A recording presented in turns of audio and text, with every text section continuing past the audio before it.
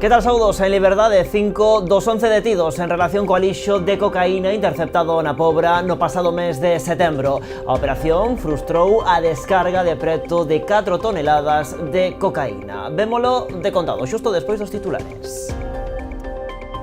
A Xunta insiste en que o Goberno Central debe buscar medidas de flexibilización do regulamento de control. Males representantes do sector analizaron nunha reunión as consecuencias da aplicación da norma para a frota artesanal. O Grove estuda a implantación dunha taxa turística para aqueles que se hospeden nos distintos aloxamentos do municipio. O Concello defende a medida para compensar o impacto que deixa o turismo e que servirá, segundo explican, para mellorar infraestructuras. En Grove e a Prometur rexeitan a proposta. Meaño inaugurou este venres a renovada rúa Herminia Fariña. A vía acaba de experimentar unha completa reforma, mellorando a mobilidade na zona. Na actuación investiuse máis de medio millón de euros. Parte dos orzamentos proveñen da Xunta. A Deputación de Pontevedra aposta por converter o Ceo das Rías Baixas nun produto turístico.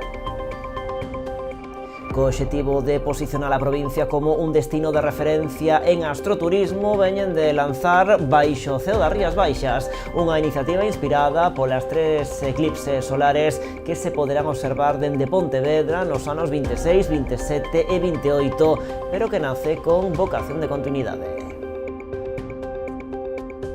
E o Monte Xabre será o escenario dun trail e andaina solidarios o vindeiro 8 de marzo. O recadado irá destinado a Equipo Nómada, colectivo que aproveitará eses fondos para intervir a 18 nenos saharauis con pez zambo. As inscricións abriron este venres. Pois con todo isto comezamos. Están vendo as novas do día en Canal Rías Baixas.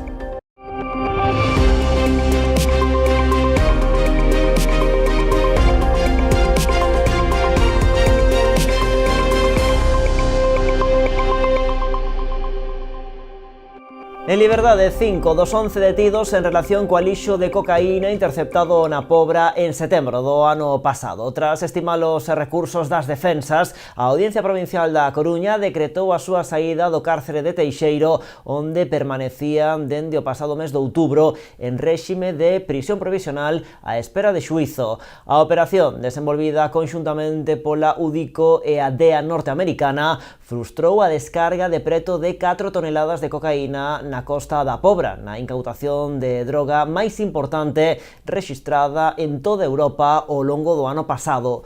A investigación continúa baixo segredo de sumario. Detectados novos vertidos de hidrocarburos na zona da Ribeiriña, na Pobra. Foron os propios veciños os que deron a voz de alarma ao observar unha serie de manchas de gran tamaño procedentes dos depósitos da antiga nave da Onza de Oro. A situación non é nova, xa que este tipo de episodios repítense con frecuencia dende que se acometeran os traballos de rexeneración da zona co derrube da antiga nave e a creación dun espazo público de lecer. Os veciños demandan tanto a Xunta como a demarcación de costas que executou a actuación que solucionen dunha vez por todas estas filtracións que o pasado ano obrigaron ao peche de varios bancos marisqueiros. Técnicos do programa de control de vertidos e do servizo de gardacostas traballan estes días na zona para comprobar a orixe e o alcance dos vertidos. Os veciños da Guiño, en Ribeira, volveron concentrarse este venres ás portas do centro de saúde da localidade para reclamar a incorporación dun médico e dar así cobertura ás 2 prazas con que conta. Seguirán a demandar a mellora da calidade asistencial na atención, tal e como fixeron onte coa concentración en Santiago, na que tentaron sen éxito ser recibidos polo conselleiro de Sanidade. A Guiño segue a reclamar 2 médicos a tempo completo. Tras unhas semanas nas que o centro de saúde da parroquia quedou sen ningún facultativo, agora ven de cubrirse unha das prazas, tendo que asumir a súa titular un exceso de traballo con máis de medio cento de pacientes diarios. Incorporouse unha e estuvo sin ninguna hora, están mandando unha 3 días, 4 horas. Pero o que están facendo é que a doutora, a que está, se sature e volva a coller unha baixa por depresión, porque non poden atender a tantos pacientes. Non sei se son 60, se 70 pacientes que teñen que atender diarios.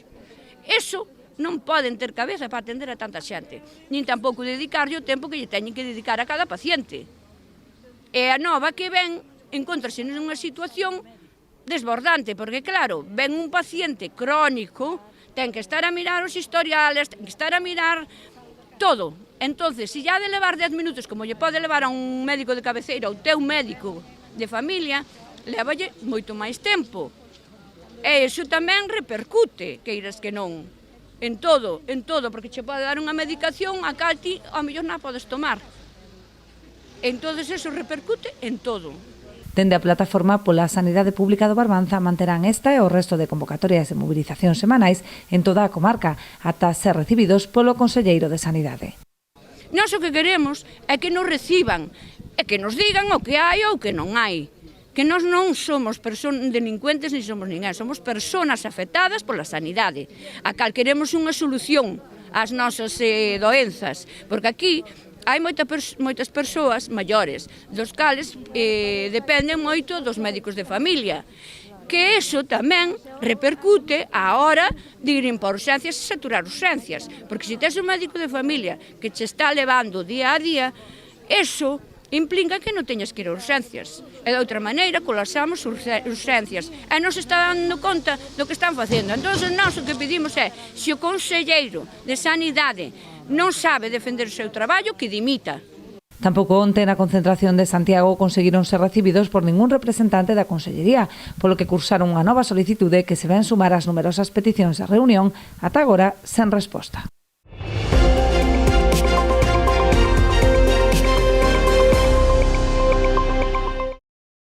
A Conselleira do Mar mantivo unha xuntanza este venres con representantes das federacións provinciais e galega de confrarías para abordar as dificultades derivadas da entrada en vigor do regulamento de control. Dende a Xunta seguirán a instar o Goberno central a buscar medidas de flexibilización da norma para que a frota artesanal poida seguir operando. Os presidentes e secretarios das federacións provinciais e da Federación Galega de Confrarías mantiveron esta mañá unha reunión coa Conselleira do Mar, como paso previo á xuntanza prevista para o próximo luns no Ministerio. A Administración Autonómica e sector acordaron seguir instando o Goberno central a buscar solucións que permitan modificar a norma europea que pon en serio risco a supervivencia da flota artesanal. Instamos ao Ministerio, pois sabemos que vai a ter esa reunión o luns, non estamos invitados, instaremos a que busquen unha solución que permitan que esa flota artesanal poida seguir funcionando como está agora e poida, son o sustento de moitas familias e para a Xunta de Galicia é socioeconómicamente moi importante que poida seguir operando con rentabilidade e sobre todo con seguridade xurídica. Marta Villaverde incidiu nas peculiaridades da flota artesanal que deberían ser tidas en conta a hora de flexibilizar as obrigas que establece o regulamento, tal e como recolleron nas alegacións presentadas tanto pola Xunta como polas entidades do sector pesqueiro. Sorpréndenos que 2 anos despois de terse publicado estas novas disposicións que entran agora en vigor que se fixeron alegacións tanto por parte da Xunta de Galicia como por parte do propio sector, fixeronse alegacións para conseguir flexibilizar esta norma, para conseguir períodos transitorios, excepcións para esa pesca artesanal que ten as súas particularidades e que desde aquí, desde Galicia, sempre intentamos trasladar e que sean coñecidas en Madrid, en Bruselas, todavía non teñamos unha solución, habendo xa entrado sendo de aplicación desde este mes de xaneiro. Bueno, veámoslo en titulares. Meaño inaugurou este venres a renovada rúa Herminia Fariña. A vía acaba de experimentar unha completa reforma, mellorando a mobilidade nesa zona. Na actuación investiuse máis de €500.000. Parte do orzamento foi financiado pola Xunta a través do Fondo de Cooperación Local. O acto desta mañá serviu tamén de homenaxe á escritora a que se lle dedica a rúa. Esta é a nova imaxe que loce a rúa Herminia Fariña de Meaño. A vía acaba de experimentar unha completa reforma, gañando amplitude, facilitando a mobilidade na zona onde se teñen rexistrado dificultades de tráfico, en especial co paso de autobuses. Pasamos dun vial de 6-7 metros a un vial de 12 metros. A súa vez, añadimos ou dotamos de os servicios básicos. Añadimos saneamento, añadimos telecomunicaciones, electricidade, recollida de aguas pluviales e dotamos tamén de acera. A reforma permitiu crear zonas verdes nun lugar ademais estratéxico polas distintas dotacións públicas que hai na zona. É un vial que une o centro do pueblo, neste caso Meaño, co colexio, co centro de maiores, co centro de saúde, co pabellón de deportes e co futuro multiusos. Para esta reforma investíronse máis de €520.000. A metade deste orzamento asumírono as arcas municipais. A outra parte achegou na Xunta a través do Fondo de Cooperación Local.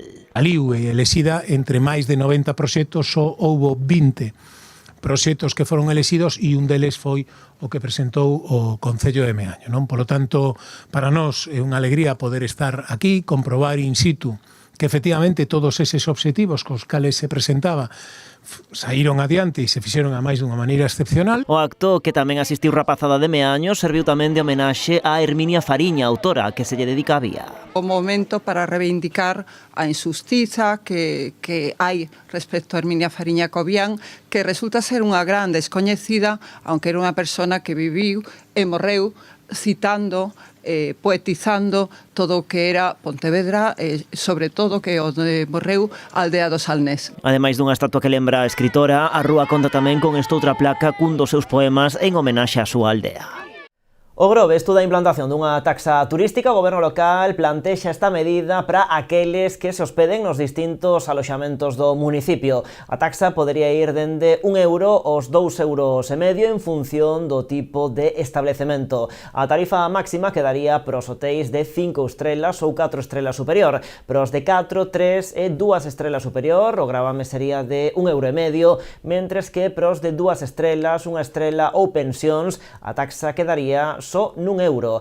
As vivendas de uso turístico tamén terían unha carga de 2 euros, mentres que para albergues, campamentos e turismo rural ou tamén apartamentos turísticos a taxa sería d'1 euro. O goberno local xa presentou un borrador con esta proposta aos grupos políticos e tamén a empresarios e colectivos do municipio. O Concello defende esta medida para compensar o impacto que deixa o turismo no municipio e que aseguran servirá tamén para mellorar infraestructuras. Unha taxa que de entrada rexeitan xa en Groves e a Prometur, que piden ao Concello que se estuden outras vías de financiamento. Hai unha serie de gastos de investimentos en infraestructuras, en melloras, en mantementos que se poden financiar a través de unha taxa turística. E precisamente estes gastos directamente vinculados ao turismo pois no Grove creceron estes anos e ahora mesmo non temos financiamento para elo. E tal como recolle un espírito dunha taxa, a taxa ten que crearse para cubrir os gastos directamente ligados a elo.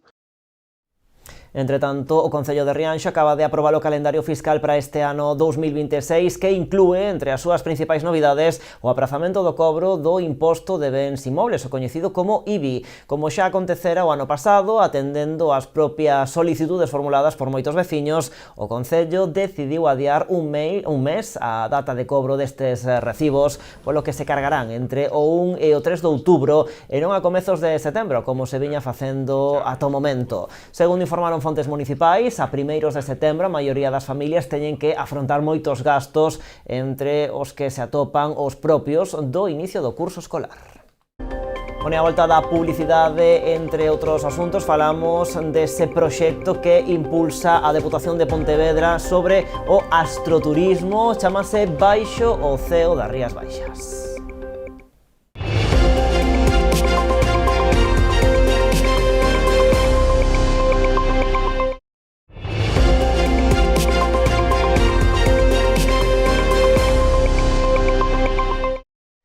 Pois aquí continuamos nas novas en Canal Rías Baixas. O Concello da Pobra investirá os 65.000 euros que lle corresponden do pos adicional no financiamento de 3 programas de servizos sociais. Ademais do comedor sobre rodas e a cesta da compra, destinarase unha partida ao alugueiro dunha vivenda de emerxencia social. A proposta do Goberno da Pobra para o pos social da Deputación da Coruña prevé destinar os 65.000 euros ao financiamento de 3 programas, tanto o comedor sobre rodas con 24 usuarios aos que se lle sirve un menú quente diario, como o programa da cesta da compra, cun envío mensual a unha vintena de familias, teñen por obxectivo garantir a alimentación a aqueles veciños en situación de dependencia ou vulnerabilidade. É un programa que nos sirve maioritariamente de apoio a persoas que están dentro do que a dependencia e consiste no servicio diario de comida a domicilio que chamamos liña quente, e se chama liña quente porque é comida que se prepara e se sirve no mesmo día. Aínda que o obxectivo é pois, facilitar o que pode ser o cuidado, o que respecta a alimentación, pois tamén nos sirve para, pois, por exemplo, comprobar que non haxa incidencias, porque non é a primeira vez pois que somos avisados de que non hai recollida de alimentos e temos pois que actuar en un domicilio concreto.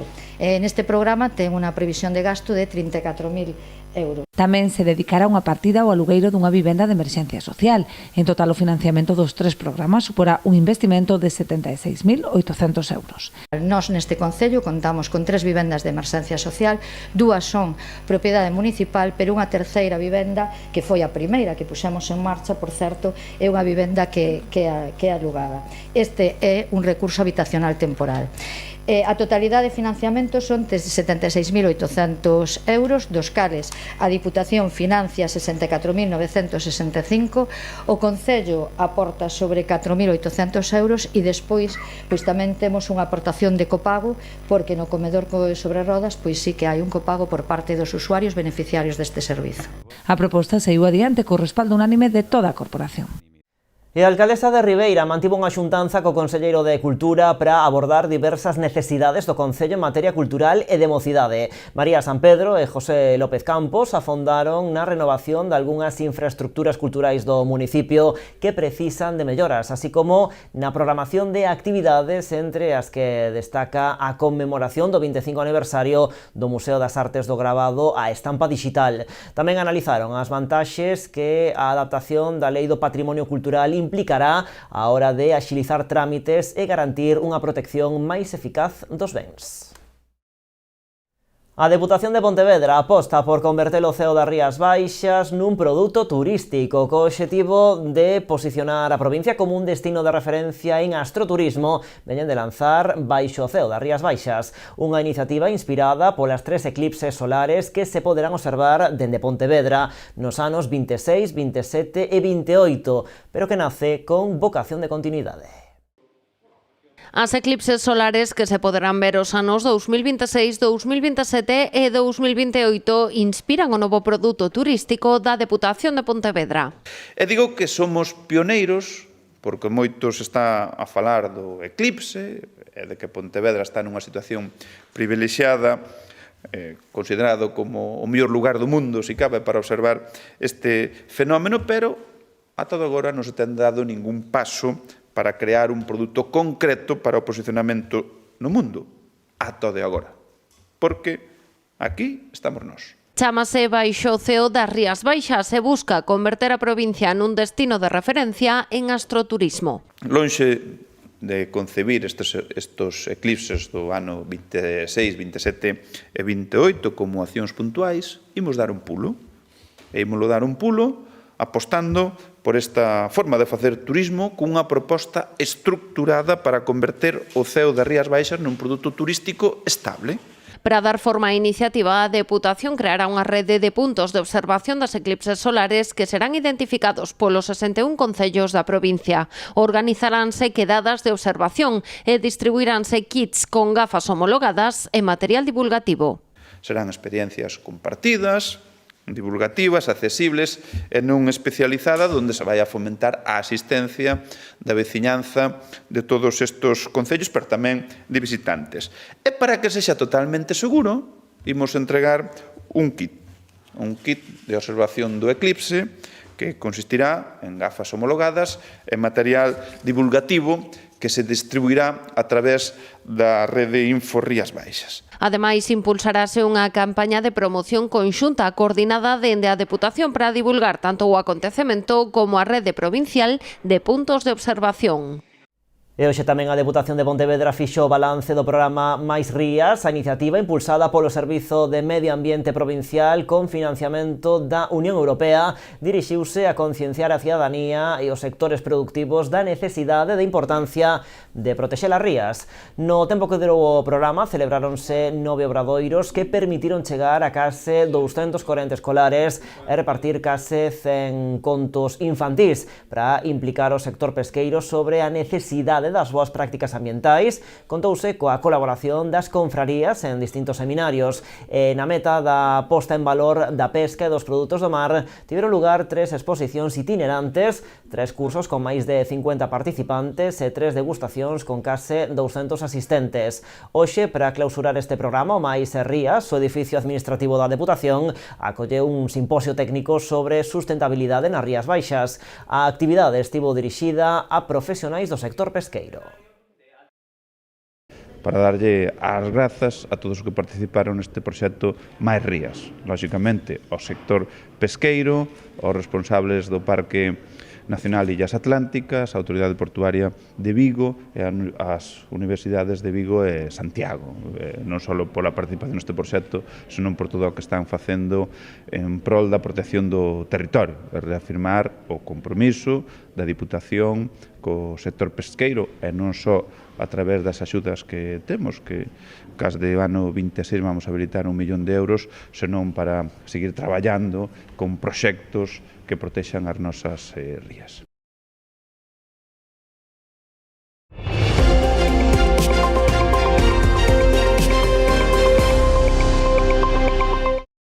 O Monte Xabre será o escenario dun trail e andaina solidarios o vindeiro 8 de marzo. Detrás desta proposta está o Club Triatlón de Vilagarcía, que aproveitará as distintas rutas marcadas pola zona para desenvolver estas probas. O recadado irá destinado a Equipo Nómada, colectivo que aproveitará eses fondos para intervir a 18 nenos saharauis con pezambo, unha malformación cun fondo estigma social. O Club Triatlón de Vilagarcía impulsa a primeira edición das Trizancadas Solidarias polo Monte Xabre. A dobre cita deportiva, trail e andaina terán lugar o vindeiro 8 de marzo. O prazo de inscripción abriu este venres. Las inscripciones ya están disponibles a partir del día 16 de enero, o sea, desde hoy, en Championship, y tiene un coste de 7 euros.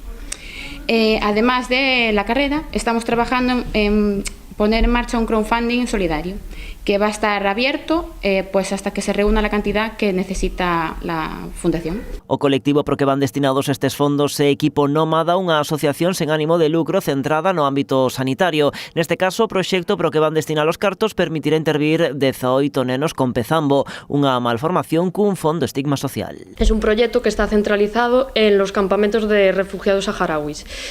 Y lo que queremos realizar en esta ocasión es la cirugía de 18 niños con pezambo. 13 que son los casos, digamos, un poquito más graves y los otros casos que son casos un poquito más leves. O Concello de Vilagarcía colabora con este trail e andaina solidarias. Dende o goberno local destacan ademais o atractivo das probas dende o punto de vista deportivo e de promoción turística, xa que van discorrer polas distintas rutas marcadas na zona. Este trail e andaina vamos a aproveitar e vamos a utilizar as rutas que xa dende a Concellería de Turismo pois se promoveron no seu momento, están marcadas. Vamos a ter unha ruta de trail de 14 km e unha ruta de andaina de 6 que van a ser pois accesibles, un nivel medio para que todo o mundo poida participar e poida aportar nesta causa solidaria. O prazo de inscripción estará aberto ata o 3 de marzo.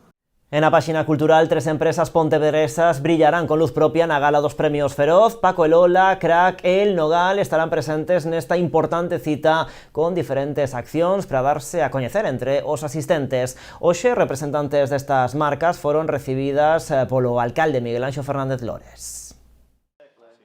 Paco y Lola, Crack e El Nogal son as 3 empresas pontevedresas que brillarán con luz propia na gala de entrega dos premios Feroz o vindeiro 24 de xaneiro en Pontevedra. E unha das condicións que puxemos para organizar a gala dos Feroz en Pontevedra foi que eso tuvera repercusión social e económica na cidade. Non é só unha gala donde vamos todos aí, ou todas, guapísimos al alfombra vermella, salimos na televisión na segunda e proxectamos a imaxe da cidade, pero queremos que iso teña relación tamén coa propia sociedade pontevedresa, coa actividade económica e con... Así, as características botellas de lunares do Albariño Paco y Lola Cooperativa Meañesa volverán a estar presentes nas mesas da gala. Xa participaron o ano pasado, en este caso chegan cunha novidade. Incluirán na súa oferta o seu viño sen alcohol, lanzado o ano pasado. e vai estar o noso albariño Paco e Lola, e eu sí que vou desvelar a novedade, e é que este ano tamén imos ter na gala o noso viño sin alcohol, que sacamos o ano pasado, e para que todo o mundo que queira disfrutar dos nosos viños, pois que teña opción. E non moito máis, o sea, creemos que non podía faltar un Rías Baixas, ademais fomos recoñecidos o ano pasado como mellor bodega produtora de viño blanco do mundo, queremos celebralo pois, nos Feroz, o sea, a primeira celebración do ano, e ímolo facer pois, por todo o alto. Tamén estivo nos Feroz 2025 a empresa pontevedresa Crack do sector do calzado. O ano pasado arrasou coa súa proposta para Posgala, unha máquina expendedora de zocos que triunfou entre os asistentes e que lles valeu un premio Paraugas do Clúster de Comunicación de Galicia a mellor estrategia de marketing. Este ano teñen preparada unha acción distinta. Por ahora queremos mantenerlo un poquito más en secreto, en sorpresa. Lo estaremos desvelando la semana que viene con una campaña en nuestras redes, pero sí que es verdad que aunque tiene un punto de partida y de similitud con la acción del año pasado, es algo totalmente diferente. Le hemos dado una vuelta para también sorprender a la gente y esperamos que les guste por lo menos tanto como el año pasado. A que se estrea nesta edición é El Nogal de Campo Lameiro. Para a gala teñen preparado un proxecto único deseñado especificamente para os premios Feroz. Lo que queremos aportar es que se vayan de... Todos los que vengan a ver la gala y que visiten Pontevedra, que se vayan como diciendo qué bien nos han cuidado, ¿no? Como perfectos anfitriones como somos, ¿no? Los gallegos, y vamos a ofrecer lo mejor que tenemos, que es la mejor almendra del mundo, la Marcona, y hemos hecho cosas distintas tanto para el hospitality como para la gala, como para la fiesta. Recordemos que a gala se celebrará no recinto feiral de Pontevedra o vindeiro 24 de xaneiro. Está prevista a asistencia dun milleiro de persoas, entre elas algúns dos nomes máis recoñecidos do audiovisual español. Bueno, o Teatro Principal de Pontevedra colleu hoxe a última xornada do ciclo Unha cuestión de perspectiva ás mulleres no audiovisual galego. O programa, coordinado pola xestora cultural Paula Cabaleiro, buscou reflexionar sobre a igualdade e os dereitos culturais a través de proxeccións, encontros e accións artísticas. Despois de que o pasado 9 de xaneiro se proxectase o documental de Margarida Ledo Prefiro condenarme, hoxe pasaron polo escenario do teatro diferentes mulleres do audiovisual galego. Algunhas foron Nati Juncal, productora e delegada de CIMA en Galicia, Chelo Loureiro, directora e productora, Anxos Fazáns, directora, guionista e productora, Xisela Franco, cineasta e programadora, ou Lucía Rodríguez, responsable de comunicación do FIP Bueu. O ciclo pechouse coa performance Unha muller cunha cámara, protagonizada por Mercé Derrande e Juanma Lodo. Con esta programación, esta actividade previa aos premios Feroz, buscou poñer en valor o cinema galego dende unha ollada feminista, analizando como mudan os relatos e a construción de personaxes cando a autoría é feminina. Na Casa da Cultura Raquel Fernández Soler da Pobre inaugurábase esta mesma tarde a exposición Castelao na Vila da Area do artista rianxeiro Che Tembra, a través de esculturas de ferro reciclado e tirando de memoria e crítica social. O artista propón ao público unha relectura contemporánea da figura e do legado de Castelao. A exposición reúne ao redor dunha trintena de cadros e caricaturas escultóricas elaboradas fundamentalmente en ferro, aceiro e madeira autóctona. En todos os casos, trátase de materiais recuperados e transformados no obradoiro do artista en Fonte Susán, na parroquia rianxeira de Taragoña. A mostra poderá visitarse ata finais de febreiro. Deste xeito, marchamos. Pasen bo fin de semana.